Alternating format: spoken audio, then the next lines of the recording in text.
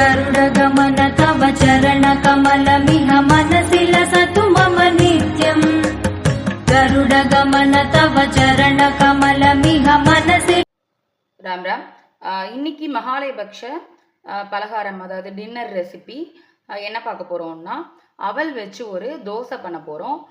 ரொம்பவே சிம்பிளான டேஸ்டியான தோசை, ஈஸியாக பண்ணிடலாம்.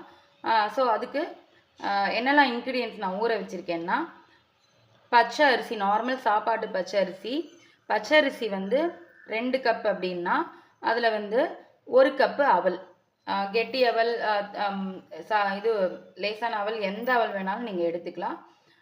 அவல் வந்து ஏன்னா நம்ம ஊற வச்சு தான் அரைக்க போகிறோம்.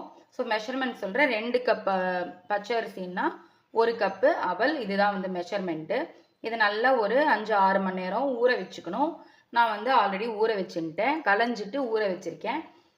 ஸோ வந்து இது நல்லா நைஸாக அரைச்சி எடுத்துன்னு வர போகிறோம். இப்போ இந்த அவளையும் அரிசியும் நம்ம நல்லா நைஸாக அரைச்சி எடுத்துகிட்டு வந்தாச்சு. உங்களுக்கு இது பார்த்தா தெரியும், சூப்பராக நல்லா நைஸாக அரைச்சி எடுத்துன்னு வந்துட்டோம். ஸோ இதில் தேவையான அளவு உப்பு மட்டும் சேர்த்துட்டு இதை நல்லா கலந்து விட்டுட்டு நல்லா ஒரு 5-6 மணி நேரம் நம்ம புளிக்க விடணும். இது வந்து ரொம்ப புளிச்சு அப்படியே புஷ்ஷுன்னு உளுந்து போட்டு அரைக்கிற மாதிரி வராது தோசை, ஆனால் வந்து ஓரளவுக்கு ஃபர்மெண்ட் ஆகி வரும். காமிக்கிறேன். ஸோ நல்லா கலந்து விட்டுடாச்சு. பொங்கி வந்ததுக்கப்புறமா நான் உங்களுக்கு காமிக்கிறேன். இப்போ வேர்க்கடலை சட்னி பண்ண போகிறோம். அதுக்கு கொஞ்சமாக எண்ணெய் விட்டு வச்சுருக்கேன். இதில் ஃபஸ்ட்டு கொஞ்சமாக கட்டி பெருங்காயம் சேர்த்துக்கிறேன். அதுக்கப்புறம் வேர்க்கடலை உங்களுக்கு எவ்வளோ குவான்டிட்டி வேணுமோ அதுக்கேற்ற மாதிரி பார்த்துன்னு எடுத்துக்கோங்க. நான் ஒரு 3 பேருக்கு அரைக்கிற மாதிரி குவான்டிட்டியில் எடுத்துகிட்டு இருக்கேன். பச்சை வேர்க்கடலை, வறுக்காத வேர்க்கடலை, அதை போட்டு லைட்டாக ஃப்ரை பண்ணிக்கணும். 2 நிமிஷம் ஃப்ரை ஆகட்டும். இதுலேயே அதுக்கு தேவையான மிளகா வத்தலையும் போட்டுடுறேன். ஸோ அதையும் ஒரு பெரட்டிக்க வேண்டியதான். உங்களுக்கு காரத்துக்கு ஏற்ற மாதிரி எவ்வளோ மிளகா வத்தல் வேணுமோ போட்டுக்கோங்க.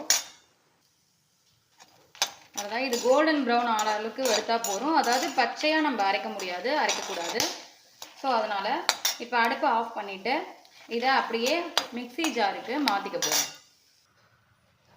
இப்போ இதை மிக்ஸி ஜாருக்கு மாற்றியாச்சு. அதுக்கப்புறமா கொஞ்சமாக புளி சேர்த்துக்கிறேன்.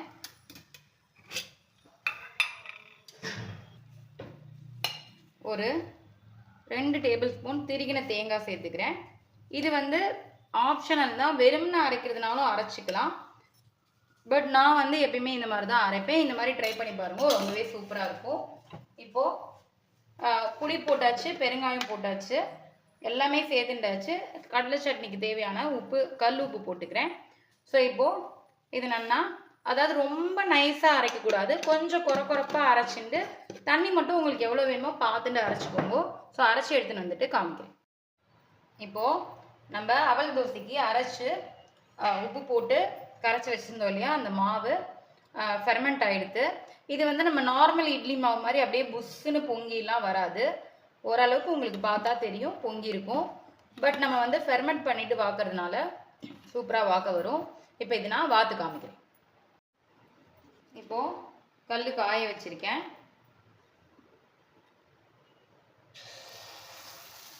ஸோ இதை வந்து மெல்லிசாக இழுக்கக்கூடாது. இந்த மாதிரி ஒரு குட்டி ஊத்தப்பம் சைஸ்க்கு நம்ம வாத்தா போகிறோம்.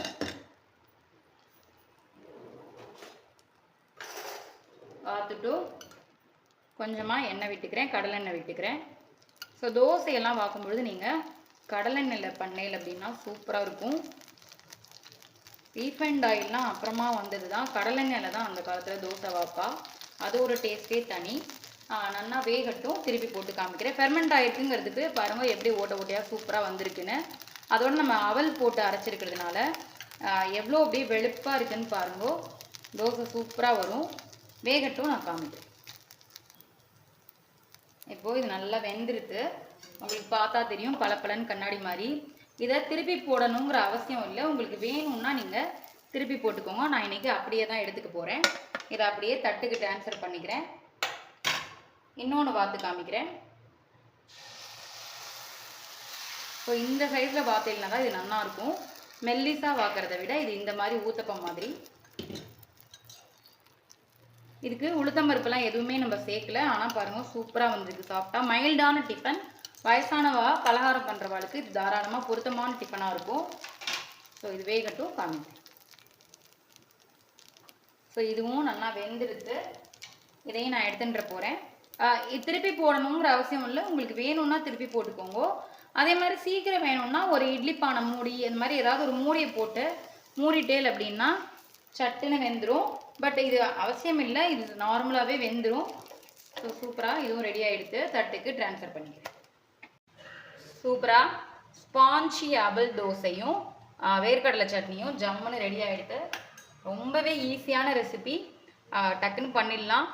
மாவு மட்டும் நீங்கள் அரைச்சி வச்சுட்டேல் அப்படின்னா நீங்கள் ராத்திரிக்கு பிளான் பண்ணிக்கிறீங்கன்னா கார்த்தால அரைச்சிடனா போகும். ராத்திரி ஊற வச்சுட்டு இன்னைக்கு கார்த்தால அரைச்சி வச்சுட்டேன்னா திரும்ப ராத்திரி பலகாரத்துக்கு ஆகிடும்.